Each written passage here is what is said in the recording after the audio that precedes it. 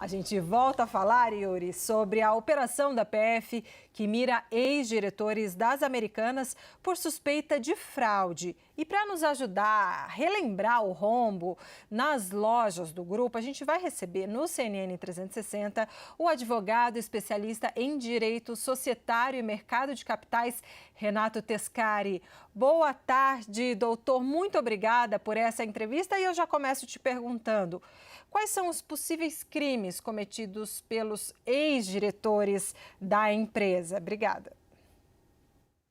Boa tarde, Débora. Boa tarde, Yuri. Boa tarde aos espectadores da CNN. É sempre um prazer falar com vocês.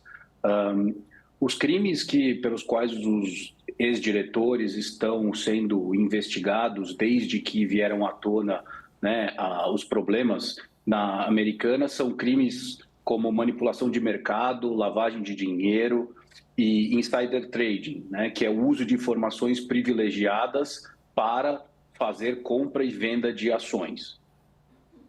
Pois é, Oi, desculpa, Débora, quer complementar? Não, pode falar. Então, vamos lá. Pois é, aí, doutor, boa tarde também, meu obrigado, meu agradecimento por poder nos ajudar aqui a entender esse caso. O quanto, a depender de como se desenvolvam essas ações e caso essas pessoas sejam condenadas, caberia algum tipo de ressarcimento, seja para a empresa, seja para os seus investidores, não só detentores, os grandes acionistas, mas também aqueles acionistas que investiram em papéis da empresa?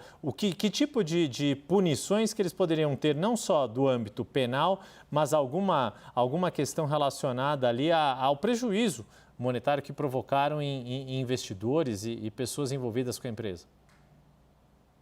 Yuri, sua pergunta é excelente. Primeiro, quanto aos ex-diretores, né, sem dúvida nenhuma existe esta investigação, ainda está em fase de investigação. Então, esses mandados de prisão e mandados de busca e apreensão fazem parte do curso da investigação como uma forma, né, de buscar mais elementos e mais provas para que se chegue a uma eventual denúncia e posterior, claro, condenação, se assim, né, ficar provada a culpa, o dolo, o envolvimento de todos esses ex-diretores.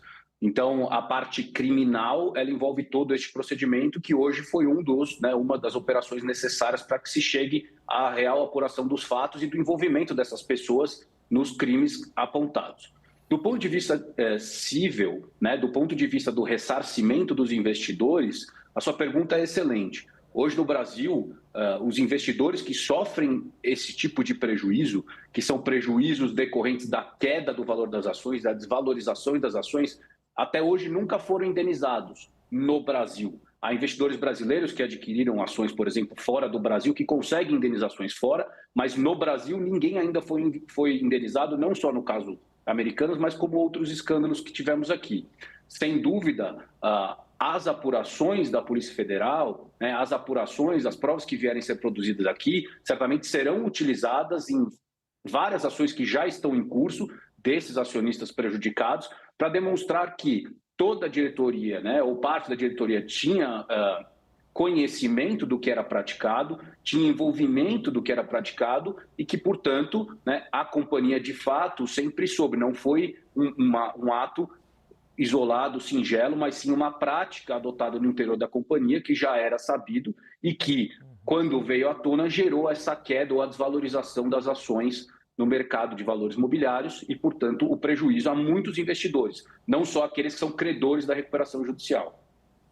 Será que tem tempo para mais uma perguntinha? Queria saber o seguinte, aproveitar a sua presença aqui, doutor, porque muita gente se pergunta, diante da possível condenação desses ex-diretores, o que vai acontecer com a empresa que emprega tanta gente, que é querida por tantos consumidores, né, que ajudam a movimentar a economia, tem centenas de lojas pelo país. Por quê? Porque, por exemplo, na Operação Lava Jato, houve uma crítica até dos próprios políticos, governantes. A ex-presidente Dilma Rousseff criticava o seguinte: tudo bem, se tem diretor de empreiteira, por exemplo, que cometeu algum crime, que eles sejam punidos, mas não as empresas. Fazendo um paralelo com o que aconteceu na Lava Jato, de que maneira uma eventual condenação dessas pessoas impacta na empresa, pelo que o senhor observa hoje no que vem acontecendo no Brasil.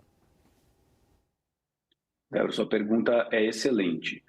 Hoje no Brasil, principalmente desde a Operação Lava Jato, se tem muito esse discurso se a empresa ela é parte de quem cometeu fraude ou se ela é vítima da fraude cometida. Ou seja, quem deve responder pelos prejuízos causados, se é a empresa ou se são as pessoas envolvidas na prática. Hoje, o que a gente vê no Poder Judiciário, em arbitragens, em demandas de investidores, são que os investidores todos tentam sempre responsabilizar a empresa, porque os diretores, enquanto falam, enquanto cometem seus atos, o fazem em nome da empresa, em benefício da empresa. Então, hoje, no cenário Americanas, né, não se pode dizer que os desdobramentos de hoje ou a descoberta dessas pessoas seja de alguma forma prejudicial à empresa, porque a empresa hoje já responde a uma série de ações buscando ressarcimento de investidores, sem falar na recuperação judicial. A recuperação judicial, houve um plano de recuperação aprovado, que está sendo cumprido, então que hoje a empresa está fazendo o possível para se reerguer dentro daquilo que os credores maiores, né, diretos, o fizeram.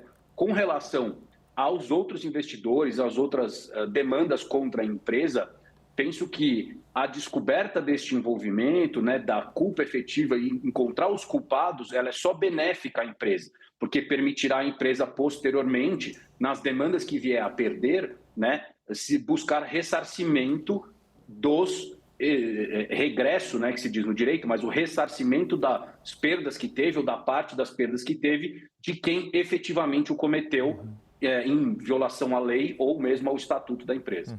Doutor, dá tempo de mais uma pergunta. O Vitor Irajá vai se juntar a nós para colocar uma questão. Vitor.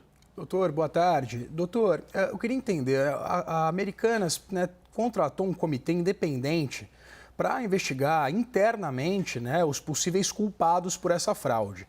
Hoje a gente vê o próprio ex-CEO Miguel Gutierrez e também membros da sua gestão intrincados nessa operação. Eu queria entender o que, a partir do que a gente tem hoje no momento, né, o que dá para a gente entender ali como as razões para essa fraude e também quem são os possíveis culpados por esse rombo contábil, nessa fraude contábil na Americanas. Vitor, boa tarde, um prazer falar contigo também.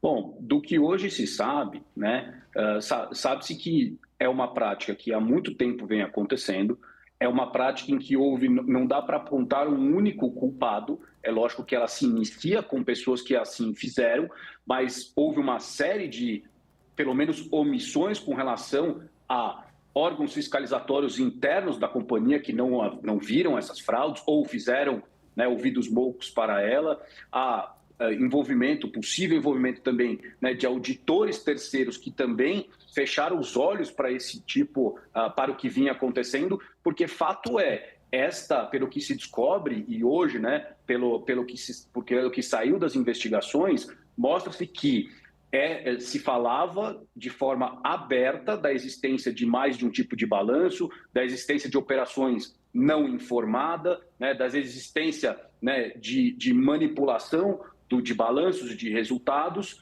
e que isso revela que há, sem dúvida nenhuma, mais de uma entidade, de uma pessoa envolvida, não era uma coisa isolada, era uma coisa que toda a companhia poderia ter agido para fazer, então mais de um órgão da companhia estava envolvido, ou pelo menos foi conivente, o que, à luz do direito, permite, né, aos lesados também buscar ressarcimento contra quaisquer pessoas que também, por ação ou omissão, né, erraram nos seus deveres e, com isso, infringiram ou trouxeram prejuízo aos investidores ou terceiros de qualquer sorte.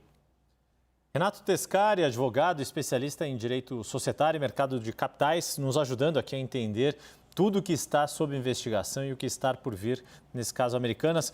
Renato, muito obrigado mais uma vez pela sua participação aqui conosco. Um bom fim de quinta-feira. O prazer foi meu. Muito obrigado. Boa tarde.